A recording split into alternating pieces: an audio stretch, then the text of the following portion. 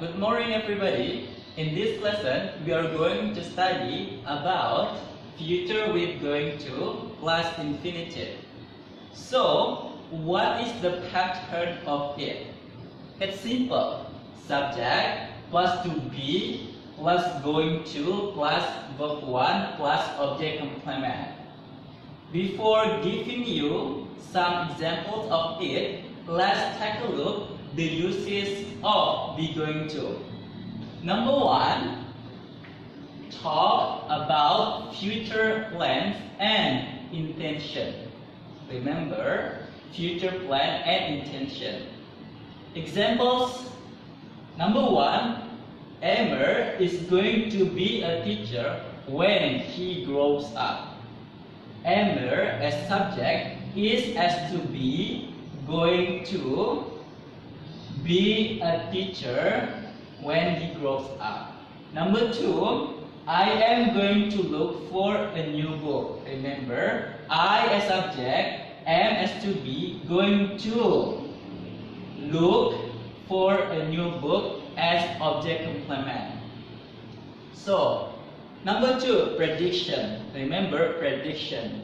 Example, it's going to rain again soon. When you see in the sky, it's a little bit dark, and you can see it's going to rain soon. And command. You are going to clean your room now. Your father or your mother asks you to clean your room right now because your room is dirty maybe, so you are going to clean it now. So, take a look one picture in front of you. One picture on our smart board.